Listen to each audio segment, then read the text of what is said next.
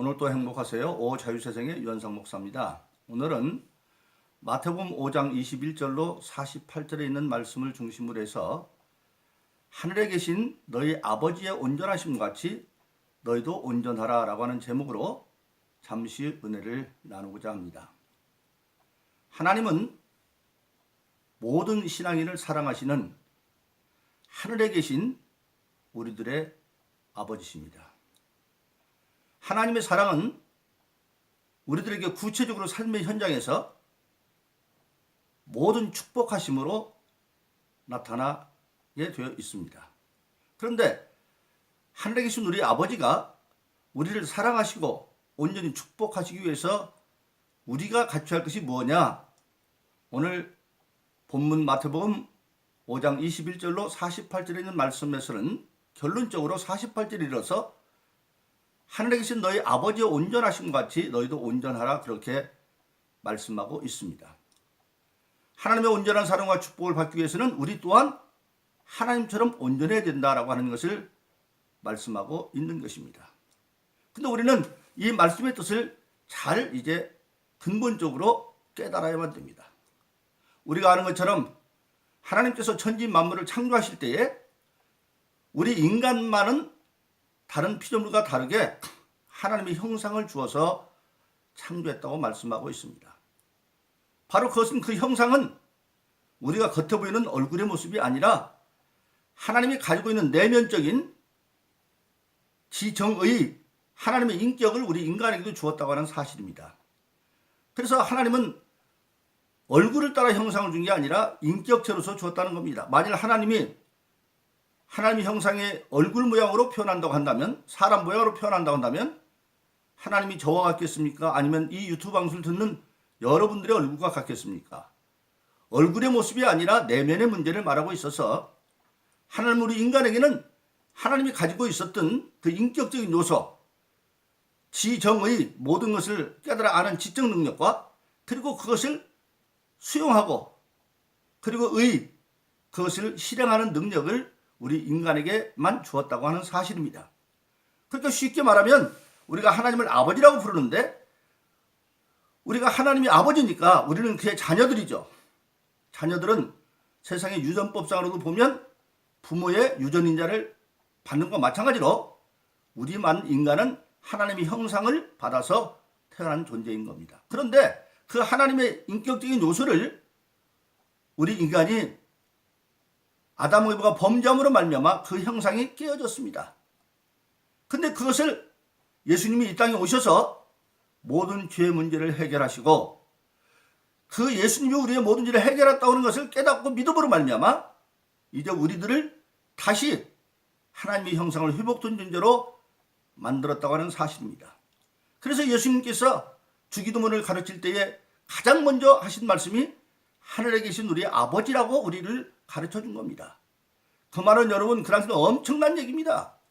지금 우리가 주기도문으로 항상 하늘에 계신 아버지라고 말하니까 잘 특별한 의미를 못 깨닫는 경우가 많이 있는데 사실 하나님을 아버지라고 부른다는 건 당시 유대인 사회에서는 상상할 수도 없는 얘기입니다.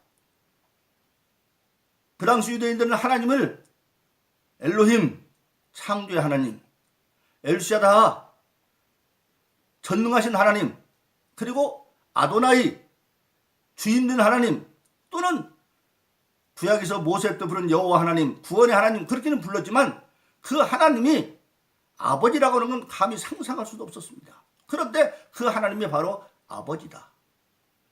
예수 그리스도로 말미암아 모든 죄를 해결받고 예수를 믿음으로 말미암아 우리는 하나님이 다시 아버지가 되어졌다고 하는 사실입니다.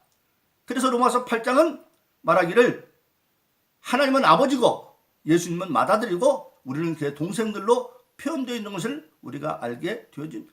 바로 그렇습니다.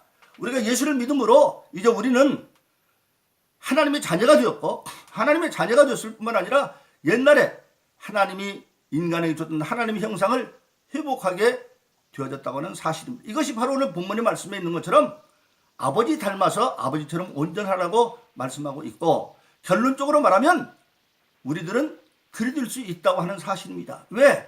예수님께서 말씀하셨죠. 요한복음 10장 12절 14절에 말하기를 나를 믿는 자는 내가 하는 일을 너희도 한다라고 말씀했습니다. 즉 우리도 예수님처럼 하나님을 아버지로 삼고 그의 자녀들로서 살아갈 수 있는 권세가 회복되었다는 것을 우리에게 말씀하고 있는 것입니다. 그래서 오늘 본문의 말씀은 지금 예수님께서 팔복을 얘기하고 팔복을 받은 자들이 세상에서 소금과 빛의 역할을 감당하는 것을 말씀하시고 그리고 난 뒤에 율법을 재해석하기 시작을 합니다. 그런데 예수님께서 그 율법을 재해석하면서 중요한 뭐냐? 그 당시 사회에서 가장 율법을 철저하게 지킨 것이 바리새인과 서기관들이라고 말하고 있습니다. 그런데 그것은 겉으로만 그렇게 하는 것이지 그 내면은 그렇지 않다. 그래서 마치 그들을 예수님은 휘칠한 무덤이라 그렇게 말했습니다.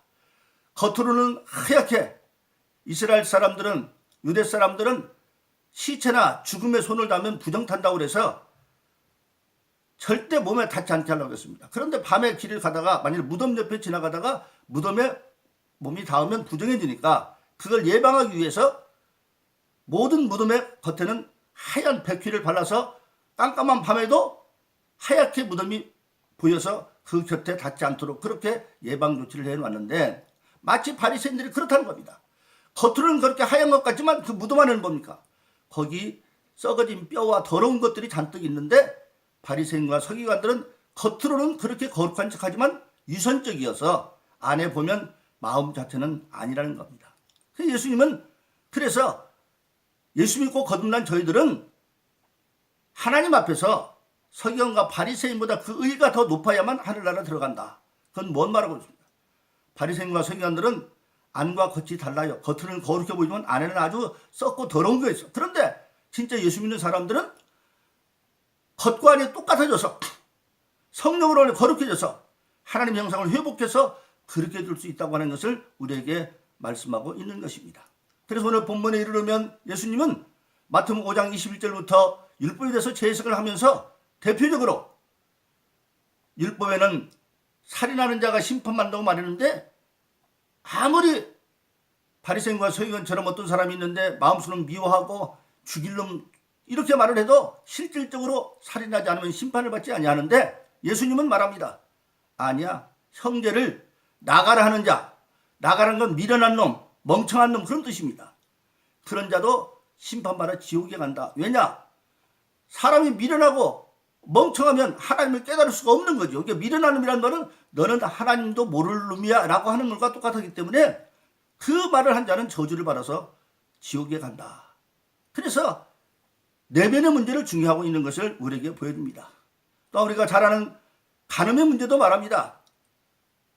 구약에서는 아무리 어떤 여자를 보고 또 어떤 남자를 보고 정말 음욕을 품어도 실질적으로 간음하지 않으면 죄가 아닙니다. 그런데 예수님은 행위가 없어도 마음속으로 음욕을 품어도 바로 그것이 바로 음욕, 간음과 마찬가지다. 그렇게 말하므로 한마디로 말하면 예수 믿는 사람들의 의는 결론적으로 말하면 안과 겉이 같은 그런 상태가 이루는 것을 말하고 있으면서 바로 예수 믿는 사람들이 서기관과 바리새인보다 의가 더 나은 것을 말씀하고 있는 겁니다. 이것이 바로 뭐냐면 거룩한 영 성령을 받아서 내가 노력하면 성령의 도움받아 그리 될 수 있다고 하는 것을 우리에게 말씀하고 있습니다.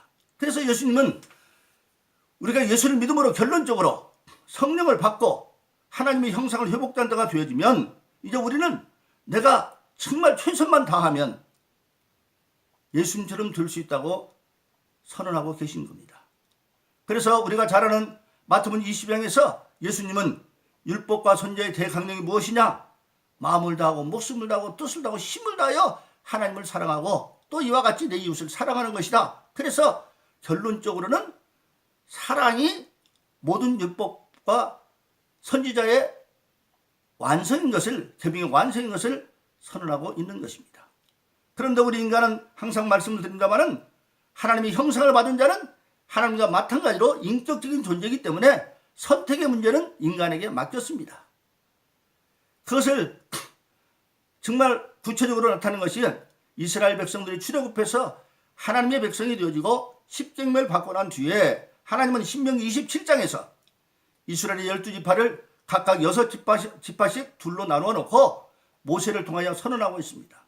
너희 앞에는 지금 두 개의 산으로 가는 길이 있다. 하나는 그리심산으로 가는 길이고 하나는 에발산으로 가는 길인데, 하나님의 법대로 율례를 따라서 가는 자는 그리심산으로 가는 것이고, 하나님의 법도를 버리고 너희들 마음대로 가는 것은 에발산으로 가는 길인데, 선택은 너희 앞에 있다. 근데 그리심산을 택하여 가는 자는 마침내 축복의 산에 이르를 거고, 에발산을 택하여 가는 자는 저주의 산에 이르를 것이다.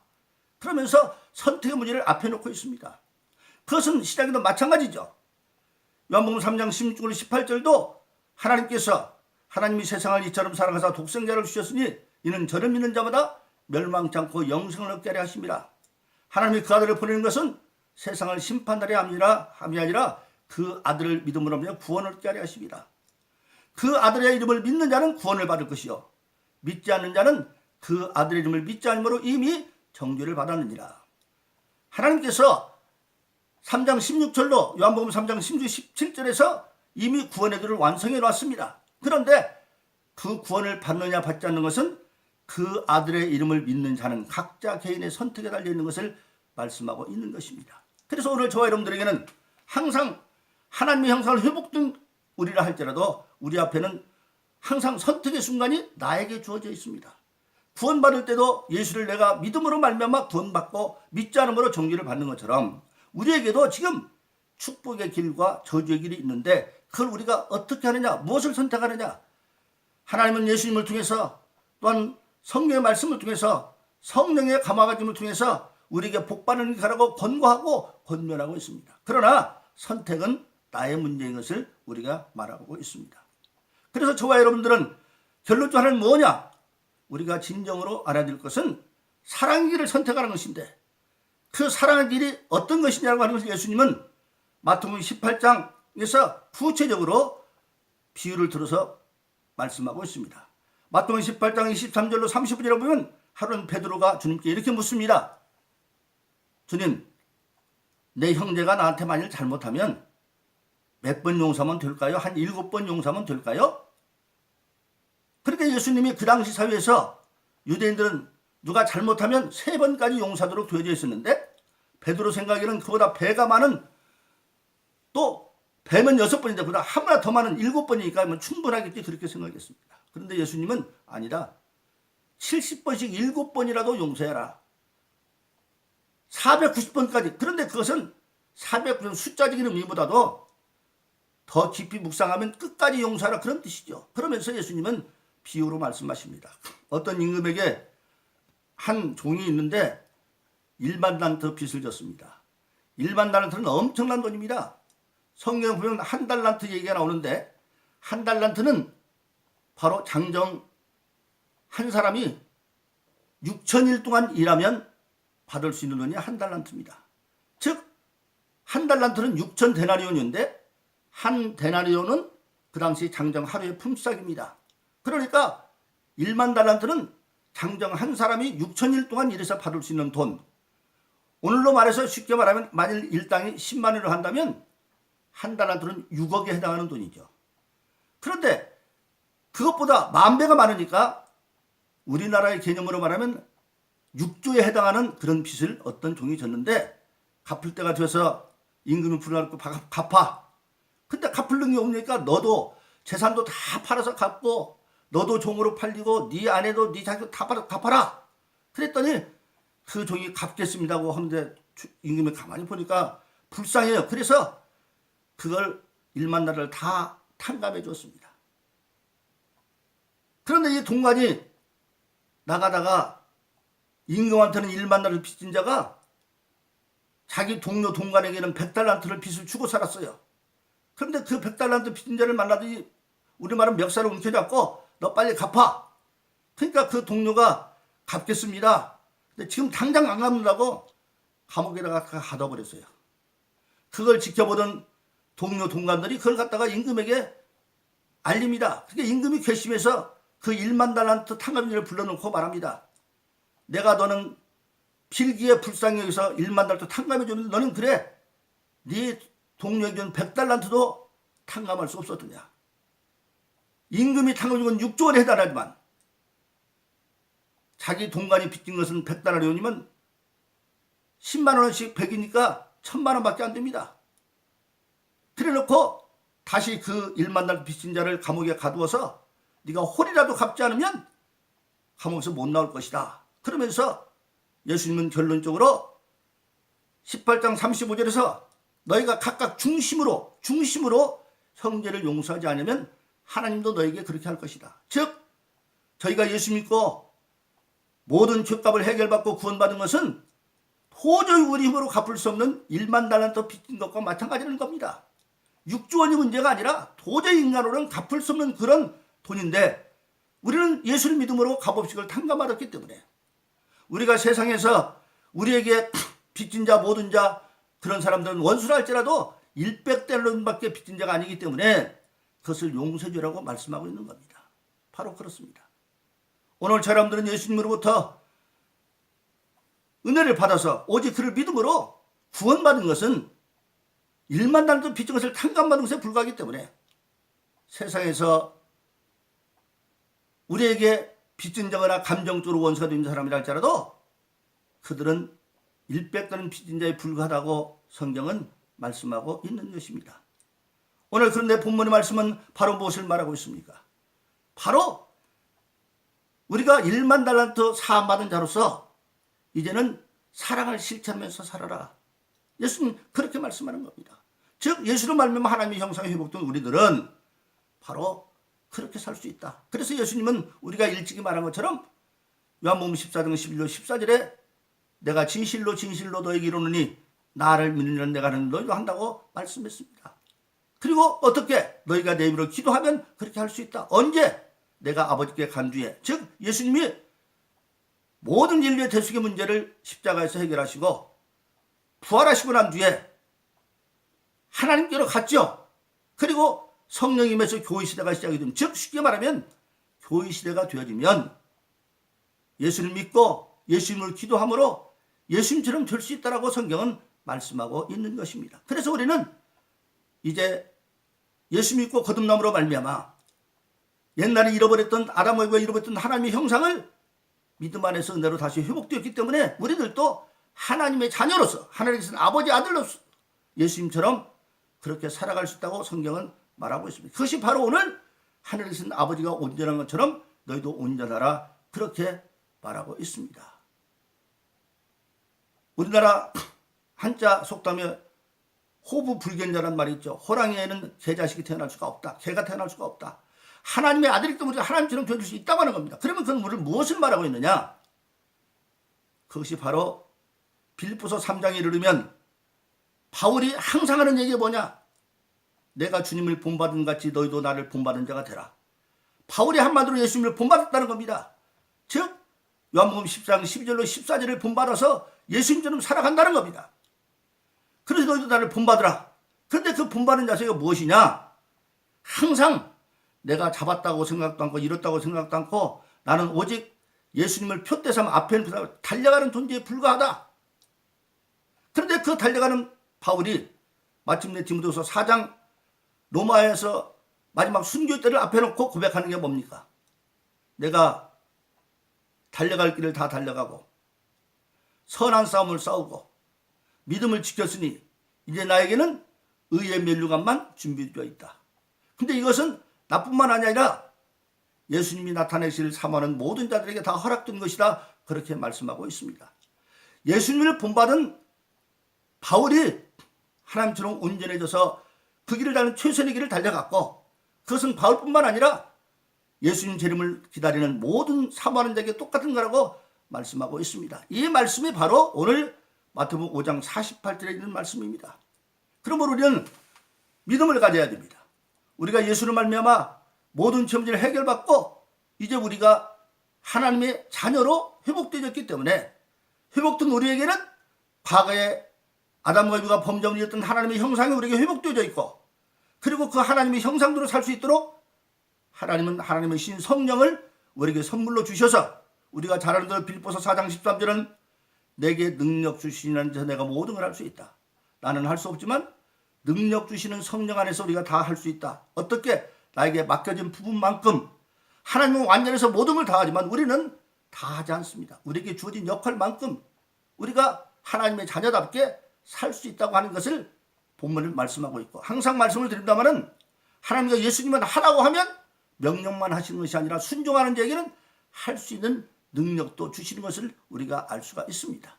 그래서 바로 예수님이 십자가상에서 자기를 조롱하는 자들을 향하여 아버지여 저들의 죄를 저를 돌리지 말라고 했던 그 기도가 스데반이 순교하면서 똑같이 이루어져서 일개 집사였지만 저들의 죄를 저들에게 돌리지 말라고 기도하고, 그런 것을 우리가 알게 되어집니다. 그러므로 사랑하신 여러분, 하나님은 결론적으로 하늘에서 우리 아버지로 우리를 사랑하시고 온전히 축복하시는 하나님이십니다.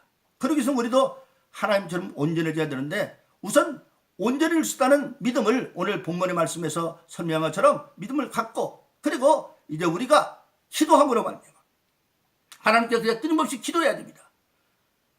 예수님이 십자가에 승리할 수 있었던 것도 피땀 흘리는 겟세마네 기도를 통해서 완성되는 것처럼 우리가 정말 믿음을 가지고 기도함으로 말미암아 스데반이 바울이 그렇게 승리한 것처럼 우리들도 온전히 하늘에 계신 아버지가 온전한 것 같이 우리도 온전한 신앙의 삶을 살아감으로 말미암아 하나님께서 약속하시고 예수님께서 회복하신 하나님의 자녀로서의 모든 축복과 8가지 축복을 주님이 말씀은 그 바로 다 누리면서 이 땅에 있으나 이 땅의 사람이 하나님의 사람으로 뜻이 하늘에서 이룬 것 같이 땅에서 이루라는 그 하나님의 영광을 살아가는 저럼 되기를 예수 이름으로 축원합니다.